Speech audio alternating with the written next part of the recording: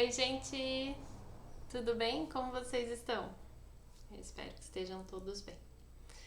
Bom, estamos aqui mais uma vez reunidos, em nome de Jesus, continuando com o nosso estudo do Evangelho segundo o Espiritismo. Espero que vocês estejam gostando. Aconselho que quem tiver o livrinho na mão, pegue para a gente poder ler junto. Às vezes fica mais fácil para vocês acompanharem, né? E para quem não tem a oportunidade de estar no momento segurando, porque às vezes pode estar ouvindo o vídeo enquanto limpa a casa, lava a louça, né? Então eu vou ler bem devagar e assim que possível a gente vai parando em trechinhos pra gente ir discutindo, tá bom? Então vamos fechar os olhos, respirar profundo e lentamente. Vamos agradecer a Deus pela oportunidade de estarmos vivos, por estarmos aqui presentes, por podermos ouvir o Evangelho de Jesus, por termos família, por termos lar, comida, graças a Deus. E aqueles que estão em situações difíceis, persistam. Deus não vai te abandonar. Nós podemos dar as mãos uns para os outros, que Deus vai nos ajudar. Se você está com algum problema em casa, seja na saúde, seja material, seja material que eu diga na perna, alguma coisa assim, né? Dificuldade mesmo, com qualquer outra coisa, que Deus pode ouvi-lo e te ajudar. Vamos entregar para Deus todos os nossos problemas, vamos estender a mão para Ele também, porque mesmo que estejamos só entregando todos os problemas para Ele, nós precisamos dar a mão para Ele para compreender esses problemas, para poder superá-lo, para poder encontrar o caminho com Jesus. Então vamos ter essa fé, vamos nos unir e vamos agradecer por tudo, cada segundo, por Deus nunca deixar a gente desamparado. Nós espíritas acreditamos no plano espiritual, que sempre tem um anjo de guarda, orando por nós, estando do nosso lado, zelando e cuidando, nos intuindo para o bem maior. Obrigado pelas instituições de casa espírita que são formadas por pessoas de bem que querem encontrar o caminho com Jesus, distribuir o Evangelho e vivenciar aquilo que o Cristo nos ensinou. Que possamos elevar nossos pensamentos e ter a melhor compreensão hoje da lição. Que assim seja. Então vamos lá, pessoal. Hoje nós vamos falar sobre os fariseus. Aquele povo que a gente sempre ouve na Bíblia, né? Quem foram aquelas pessoas, né? Vamos descobrir. Fariseus, do hebreu parash, divisão, separação. A tradição formava uma parte importante da teologia judaica. Vou ler de novo. A tradição formava uma parte importante da teologia judaica. Ela consistia na coletânea das interpretações sucessivas, dadas sobre o sentido das Escrituras, e que se tornavam artigos de dogma. Então a gente vê que se trata de um grupo que formava uma parte importante da teologia judaica. Que eles tinham coletâneas de interpretações das Escrituras. E aí tinha os dogmas, né? Através dessas Escrituras. Era entre os doutores o objetivo de intermináveis discussões, o mais frequentemente sobre simples questões de palavras ou de forma.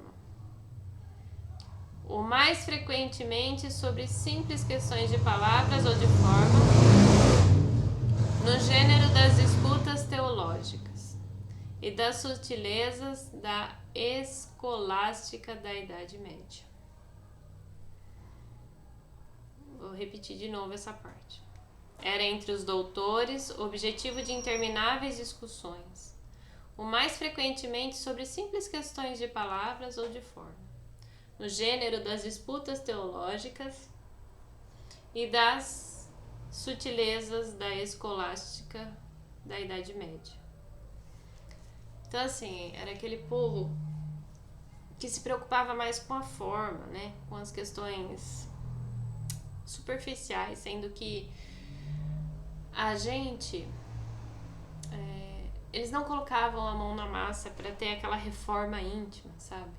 Então, assim... Olha, nós vamos orar, mas nós vamos orar em pé, né? Para mostrar que nós estamos orando. Então, a forma das coisas, né?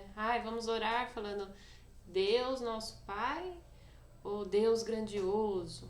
Então, assim, eles entravam em umas minúcias que às vezes eram desnecessárias, sabe? E a essência em si acabava se perdendo porque eles tomavam a forma como mais importante. Continuando. Daí nasceram diferentes seitas que pretendiam ter, cada uma, o monopólio da verdade. E como acontece quase sempre, detestando-se cordialmente umas às outras. Ou seja, todo mundo ali era dono da verdade, né? Todo mundo queria que a sua opinião prevalecesse. Então acabava virando seitas diferentes. Porque quando encontrava uma barreira, em vez de entrar num acordo, tentar ter o esclarecimento, porque Jesus, ele veio aqui para nos mostrar o caminho correto. E o caminho de Jesus é um só, que é o caminho do amor. Só que quando esses fariseus, né, como eles se prendiam muito à forma, como dizia isso, como dizia aquilo, e eles tinham um certo orgulho de prevalecer a sua opinião, em vez de tentar entrar num acordo, era muito mais fácil para eles criarem seitas. E aí cada um carregava a sua própria verdade. Continuando. Entre essas seitas, a mais influente era dos fariseus, que teve por chefe Hillel, doutor judeu nascido na Babilônia, fundador de uma escola célebre, onde se ensinava que a fé não era devida, senão as escrituras. Ou seja, eles acreditavam que a fé que você carregava dentro de si não era algo seu com Deus. Tinha um intermédio aí no meio, que eram as escrituras. Por isso que eles acabam colocando essas seitas, as escrituras, na frente, esquecendo da verdadeira essência que Deus tem com o seu Filho. Sua origem remonta aos anos de 180 a 200 a.C. de Jesus Cristo. Os fariseus foram perseguidos em diversas épocas, notadamente sob Hircânio, soberano pontífice e rei dos judeus, Aristóbulo e Alexandre, rei da Síria. Então aqui só está falando que eles foram muito perseguidos, né? Porque eles tinham uma certa influência, né? E ninguém, né, aceitava. Entretanto, este último, tendo-lhes restituído suas honras e seus bens, eles recuperaram seu poder, que conservaram até a ruína de Jerusalém, no ano 70 da era cristã, época na qual seu nome desapareceu em consequência da dispersão dos judeus. Então os judeus foram embora, os fariseus foram sendo extintos, né, digamos assim. Os fariseus tomavam parte ativa nas controvérsias religiosas. A gente tem que lembrar que era um povo muito assim precário, né? Não tinha assim Jesus ainda na sua frente. Então, hoje que nós temos Jesus é muito fácil, né? Mas quando a gente não tem Jesus na nossa vida, a gente fica dizendo o vocabulário português, né? Fica batendo a cabeça, né? Fica tropeçando, fica dando volta no caminho e não caminha certo. Então, assim, Os fariseus estavam nesse caminho, né? Nesse caminho meio confuso, não sabe direito, né? Acaba achando que é de um jeito e acaba dando mais importância a particularidades controversas, religiosas. Bom, continuando. Servis observadores das práticas exteriores do culto e das cerimônias cheios de zelo ardente, de proselitismo, inimigos dos inovadores. Eles afetavam uma grande severidade de princípios, mas sob as aparências de uma devoção meticulosa. Escondiam costumes dissolutos, muito orgulho e, acima de tudo, uma paixão excessiva de dominação. Esses são os fariseus. Eu vou repetir, porque muitos de nós, apesar de falar dos fariseus, nós carregamos em nosso gene, né, o nosso íntimo, essa herança fariseu, do nosso orgulho. Pense só. Servis observadores das práticas exteriores do culto. Quantas vezes a gente, em vez de voltar lá dentro de nós para nos conectar com Deus, a gente vai lá e prefere fazer qualquer coisa exterior, assim, né? Estou de branco hoje, vou acender uma vela. Adianta você acender uma vela se dentro de você está xingando o seu irmão? Adianta você estar de branco, mostrando a paz dentro de você, se você não gosta de ouvir o discurso da colega? Então isso são práticas exteriores. É aquela história da figueira seca que Jesus conta, né? Que a figueira lá de longe, ela é toda bonita, formosa, e quando você chega perto, ela não tem nenhum fruto para oferecer. Então, por fora, as pessoas são lindas, né?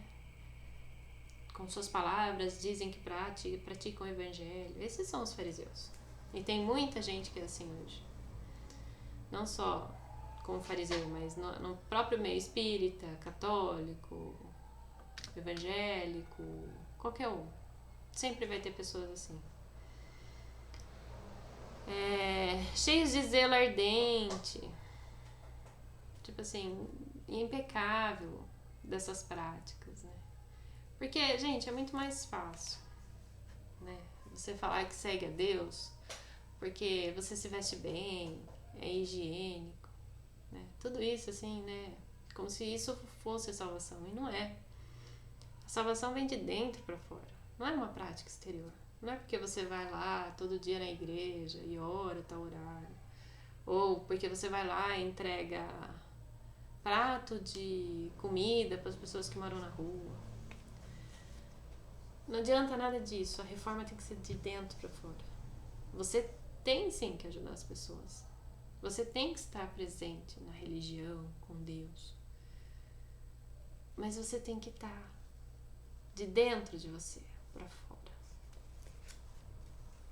Continuando. Inimigo dos inovadores. Gente, a ciência tá aí para ensinar, para renovar as coisas, né? A gente tem que ouvir, né? Nem sempre aquela prática de 1000 anos seguidos é a essência eterna, né? A gente tem que tentar, a gente é muito falho, a gente está em evolução, a gente tem que ouvir a opinião dos outros, que muitas vezes é bem melhor que a nossa, vai nos dar bem menos trabalho.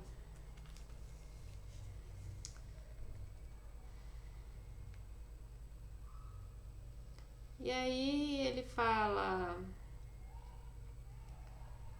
que tem uma grande severidade de princípios, né? Então, tipo assim, para você estar conosco, né? Você tem que cumprir isso. Mas sob as aparências de uma devoção meticulosa, escondia costumes dissolutos, muito orgulho. E, acima de tudo, uma paixão excessiva de dominação. A gente viu, né, nos parágrafos anteriores que cada um tinha a sua opinião, queriam ter a verdade absoluta e criavam seitas, né? Então aí a gente vê, né, como o orgulho era presente, né? A dominação. A religião era para eles antes o meio de subir do que o objetivo de uma fé sincera. Então aí, ó, é aí que você vê que ele mistura religião com o meio de subir um objeto, que às vezes pode ser ligado com sua profissão, né? Nossa, olha como ele fala bonito, né? Eles não tinham senão as aparências e a ostentação da virtude, mas com isso exerciam uma grande influência sobre o povo, aos olhos do qual passavam por santos personagens. Por isso eram muito poderosos em Jerusalém. Hoje em dia a gente tem muito disso, né? As pessoas simples se encantam com coisas que acabam enganando elas, né? Porque essas coisas que enganam são só aparência externa, né? Não é aquela reforma interior. Acreditavam, ou pelo menos faziam crer, profissão de crer na providência, na imortalidade da alma, na eternidade das penas e na ressurreição dos mortos. Bem parecido com o espiritismo, né? Providência, imortalidade da alma, eternidade das penas e ressurreição dos mortos. O espiritismo também fala sobre isso. Jesus, que estimava antes de tudo a simplicidade e as qualidades de coração, que preferia na lei o espírito que vivifica a letra que mata. Vou ler de novo. Jesus, que estimava antes de tudo, ou seja, a simplicidade e as qualidades do coração, que é o que esse povo provavelmente muitos não faziam, que preferiria na lei o espírito que vivifica a letra que mata. Então Jesus, além de preferir, né, a simplicidade, as qualidades do coração, ele preferia um espírito vivo, que amasse as pessoas, que se importasse com os outros, do que aquela letra que mata, aquela coisa de dominação, né? Se aplicou durante toda a sua missão e lhes desmascarar a hipocrisia. Jesus combateu muito isso, porque as pessoas veneravam, né, os fariseus, assim, eles tinham uma grande influência. E se muita gente seguia eles, assim, veneravam, tal, né, olhavam, seguia como exemplo, essas pessoas tinham um exemplo errado, né? Já que isso era, como diz aqui no livro, hipocrisia. E por consequente fez deles inimigos obstinados. Por isso aliaram-se aos príncipes dos sacerdotes para amotinar o povo contra ele e fazê-lo perecer. Então os fariseus foram um dos responsáveis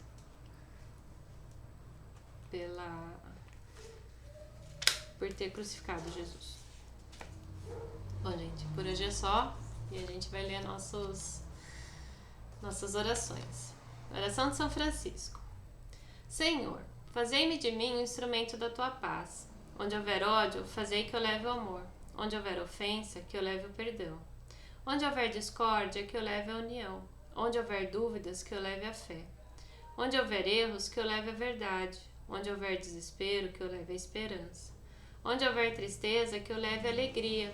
Onde houver trevas, que eu leve a luz. Ó Mestre, fazei que eu procure mais consolar que ser consolado, compreender que ser compreendido, amar que ser amado, pois é dando que se recebe, é perdoando que se é perdoado, e é morrendo que se vive para a vida eterna. Amém. Pessoal, só para falar um pouquinho dessa questão dos fariseus, os fariseus, eles não vamos pensar assim como um povo cruel e tudo mais, mas assim, era um povo em evolução. Eles tinham a fé numa questão dessa porque eles não se permitiram conhecer a verdadeira fé de Jesus. Mas com o tempo, abrindo os nossos corações, a gente vai se aproximando de Jesus, tá? Então são fases, né? Hoje, muitos de nós ainda carregamos isso dentro de nós. Esse orgulho, essa vaidade, essa dominação, de querer carregar a verdade,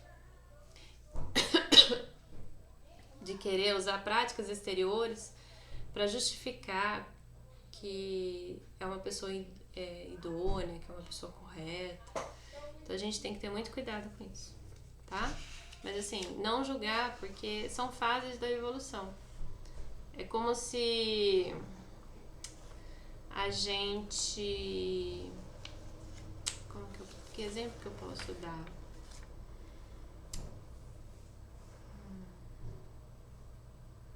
É como se, por exemplo, eu pegasse fogo numa panela cheia de óleo e a gente jogasse água. Aí a gente vai naquela questão da nossa inocência, achando que vai apagar o fogo com água, e na verdade ele sobe. Então assim, falta conhecimento, né, para os fariseus. Prece de Cáritas. Deus nosso Pai, que tendes poder e bondade, dai a força àquele que passa pela provação. Dai a luz àquele que procura a verdade, ponde no coração do homem a compaixão e a caridade. Deus, dai ao viajor a estrela guia, ao aflito a consolação, ao doente o repouso. Pai, dai ao culpado arrependimento, ao espírito a verdade, à criança o guia e ao órfão o Pai. Senhor, que a vossa bondade se estenda sobre tudo o que criastes. Piedade, Senhor, para aqueles que vos não conhecem. Esperança para aqueles que sofrem. Que a vossa bondade permita aos Espíritos Consoladores derramarem por toda parte a paz, a esperança e a fé. Deus, um reflexo, uma centelha do vosso amor pode abrasar a terra. Deixai-nos beber na fonte dessa bondade fecunda e infinita, e todas as lágrimas secarão, todas as dores acalmarão. Um só coração, um só pensamento subirá até vós, como um grito de reconhecimento e de amor, como Moisés sobre a montanha, nós vos esperamos com os braços abertos, ó bondade, ó beleza e ó perfeição, e queremos de algum modo alcançar a vossa misericórdia. Deus, dai-nos a força de ajudar o progresso a fim de subirmos até vós. Dai-nos a caridade pura, dai-nos a fé e a razão, dai-nos a simplicidade que fará de nossas almas o espelho onde se refletirá a nossa Santíssima Imagem, vossa Santíssima Imagem. Vamos orar finalmente, para acabar? De olhos fechados, mãos erguidas, querido Pai, obrigado. Perdoe pela minha pequenez, por duvidar da sua ação em minha vida. Perdoe, Pai, por não ouvir seus conselhos nos momentos certos. Perdoe, Pai, por não aproveitar as oportunidades que tem me dado. Pai, quero me transformar e ser uma pessoa melhor. Como a oração de São Francisco diz, quero ajudar o outro, quero trazer a luz, quero trazer o amor, a fé, a esperança e que a caridade resida em mim. Pai, misericordioso, cuide dos nossos corações, tão pequenos, tão indefesos, tão ignorantes, que possa nos dar a luz de suas bênçãos, chuvas de sabedoria, que com elas possamos dar as mãos ao nosso próximo, cuidar dos nossos pequeninos amigos. O pouco que temos possamos doar. Pai, obrigado por cuidar de nossa família, obrigado pelo emprego, pelas oportunidades de estudo, por não estar só, por cuidar daqueles que estão doentes que conhecemos, por cuidar de cada um que está nesta terra. Pai, que seja sempre feita a sua vontade, que assim seja.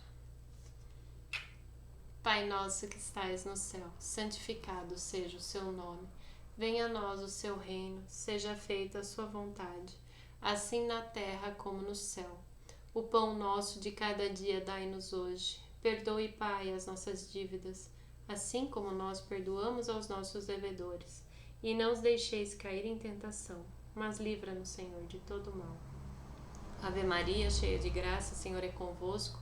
Bendita sois vós entre as mulheres. Bendito é o fruto do vosso ventre, Jesus. Santa Maria, Mãe de Jesus, rogai por nós, pecadores, agora e na hora de nossa passagem. Que assim seja. Tchau, gente. Até a próxima.